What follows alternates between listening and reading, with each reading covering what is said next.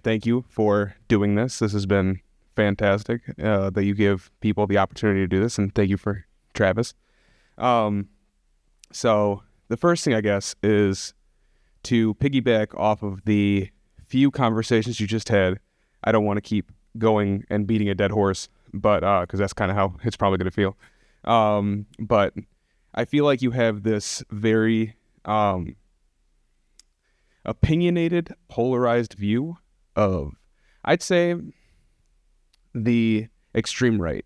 And I think you group the extreme right in with kind of the right, because there's a lot of, at least from my conversation circles, and they're not very active online, and I think maybe what you view and what you see is the active right community that's online, which is absolutely unhinged, and it's absolutely crazy. But I think there is also a lot of people out there that voted for Trump that see a lot of the things that he's done, and they do not speak up as much as they should, and I think that they should.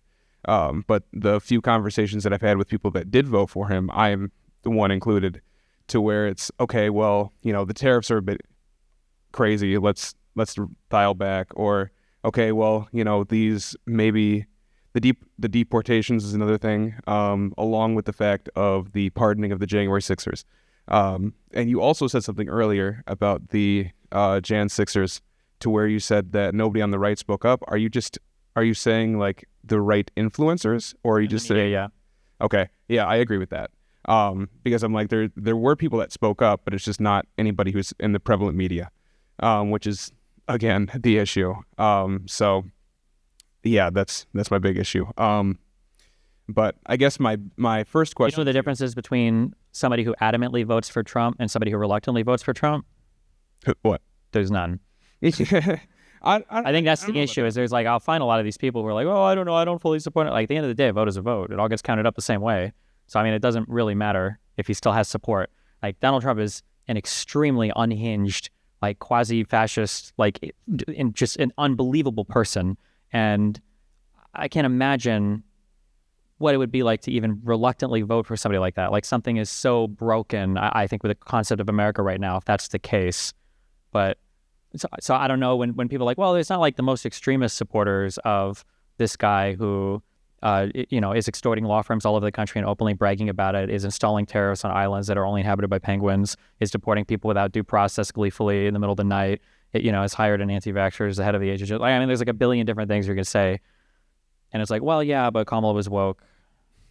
Well, I don't think that's the only issue. I think there was a lot of people's issue, to where the issue with Kamala that at least I heard was that there wasn't like a consensus around her to put her as the primary. There was not a primary for her. She just kind of was the front runner, just suddenly. Yeah, but nobody believes that. Nobody actually cared about that. I don't know about nobody. I think they didn't. Because if they did, because find me any of these people, and I want to see how much they were tweeting about the fact that Donald Trump refused to debate any of the other primary challengers. Well, that's again where my issue comes in, where they weren't active online. They just had an opinion, and they, So that's just showing up anywhere in the media, anywhere. Then I mean, that's I agree with you there, where they need to make their voice heard, and they need to actively be active online, or anywhere. It doesn't have to be online. It could be in the media. It could be a politician. Well, exactly, yeah. But why can't you? But you know why you can't do that, though, right? It's because the Trumples will destroy you. I don't. Well, yeah, they'll try. Yeah, I agree with that. I couldn't say that they'll destroy you, because a lot of them are delusional. So that mean that you won't have a political career anymore. You'll be gone, right? Trump will primary you. You'll get kicked out of office. Like, they will want to vote for you, and especially if you're a politician. Yeah. Yeah. Like, there are no, like, the never Trump Republicans are just retirees. Yes. Yeah. Agreed. A lot of the people that I know still think that he won the 2020 election, which I don't quite understand.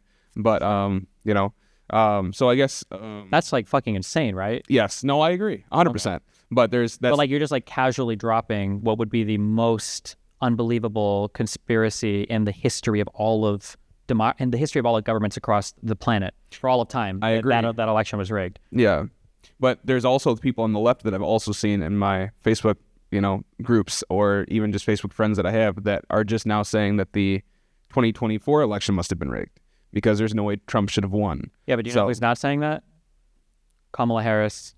I agree. Democratic leadership. No, I agree. And you know who is saying it on the right side? Donald Trump. I know, I agree. So it's not, yeah, it's like a different world. And every single I don't know if I think there was one cabinet person who acknowledged that question and said that Donald Trump had lost the 2020 election. Yeah. And I don't know. I think everybody else talked around it. They did, yeah, including J.D. Vance. That's kind of crazy that the world's leadership in democracy currently has a president that doesn't believe in the outcome of the last election he lost. Yeah, no, I agree with that.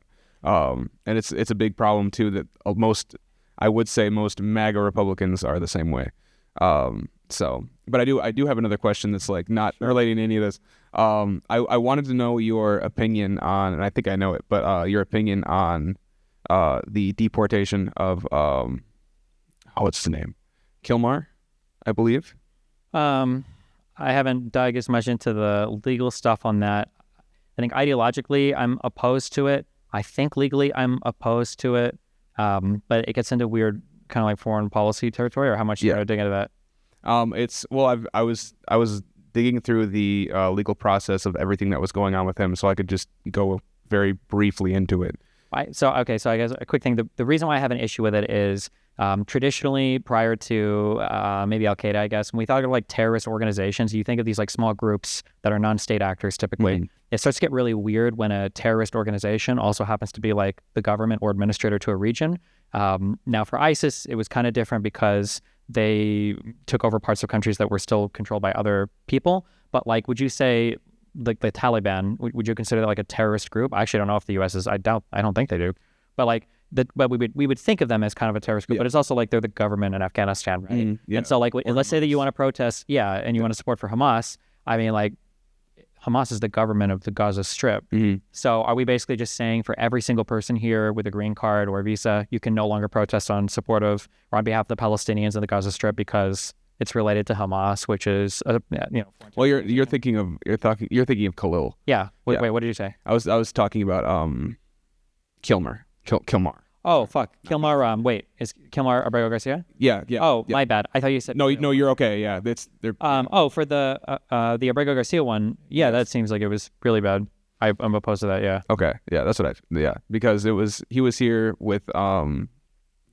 I believe he was charged in 2019, and then he was allowed to stay, and then without due process, which is my biggest issue, was he was just shipped off. Yeah. So, yeah. I'll have to pull out my phone for 1 second because all of them. Well, I'm just kind of curious because we went over a few things that seem to be deeply troubling to me. I would say like any one of these things are an insanely troubling thing. You said you voted for Trump. I'm guessing this last election. Yes. What would you have possibly been afraid of from Kamala that you think like supersedes any of the stuff or the totality of the stuff that's happened so far with Trump? Well, honestly, to me, my biggest reason for not voting for Kamala, was to the exact reason that I stated earlier. And then I heard a lot of these... Wait, what was the exact reason earlier? The exact reason was that there was no primary for her. And the whole reason I... Wait, why would that have to do with whether or not you thought she would have been a better candidate? Because it wasn't really that. It was more so the fact that I heard a lot of what are the problems, or I guess not problems, worries about Joe Biden from the right when he was running, that he would, ban guns or about like a lot of crazy things. And then I heard a lot of crazy things about Donald Trump. And I just put them up against each other. And I'm like, well, these things could come true or we might do okay. Okay, but I'm like curious, if you look at the record, so Trump banned bump stocks. Yeah. Biden didn't take our guns. Yes. So I feel like it's 1 point for Biden. Yes. What was another issue that we were worried about between Biden and Trump? Biden got the infrastructure bill passed. Trump wanted to do that and wasn't able to. Foreign policy-wise, I mean, we were involved arguably with less stuff. There was the Ukraine stuff and there was the Gaza stuff. But we exited Afghanistan, even if it was sloppy. We exited Afghanistan. We weren't involved in the Yemen stuff anymore. We weren't involved in anything in Syria, basically.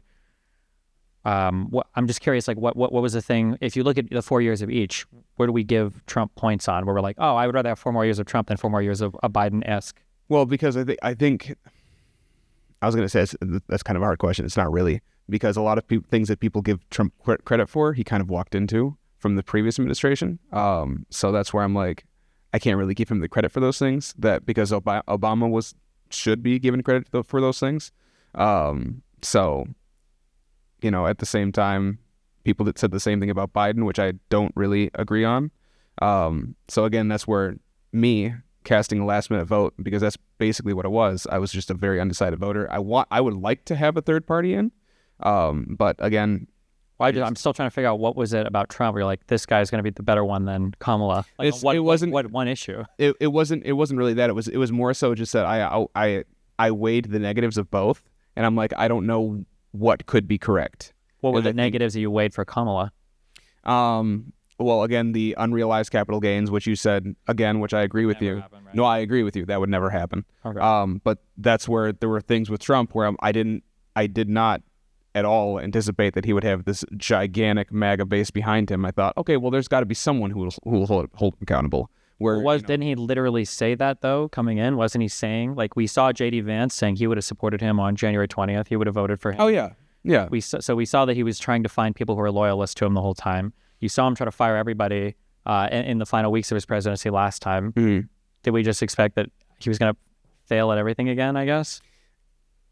I guess fail at that, yes. Not fail at everything, but fail at bringing all loyalists in, and maybe it would be a little evened off. Was at least my hope. Yeah, but it just seems crazy to me that, like, we could have either voted for Kamala, and our biggest worry was an unrealized capital gains tax, which probably would have never happened, and I'm just making an assumption here, but I'm guessing you don't have hundreds of millions of dollars in unrealized. Oh, no, not at all. It was just, no. So I would love that, okay. Yeah. So there was that, and then for Donald Trump, it was like, there's the potential for all of this absolutely horrible, atrocious stuff to happen, but I don't think he'll pick the right people to make that happen. Like, I feel like if I was just looking at both of these candidates without knowing anything about America or elections or whatever, and somebody's like, well, on this side, you got a candidate who might do maybe a bad thing, but probably not. And then this other guy, he could actually be Hitler 2.0, but he probably won't be because you'll have people around him that'll stop him from doing that. This seems like an easy choice. So I'm trying to figure out what is driving us away from one or towards the other. It's mainly just, I guess, the driving factor was just the hope behind it. So they're just the hope of that wouldn't happen. Well, no, but what would happen? It was the hope that he would just show up and die, or what is like the hope? No. What are we hoping that would happen? No.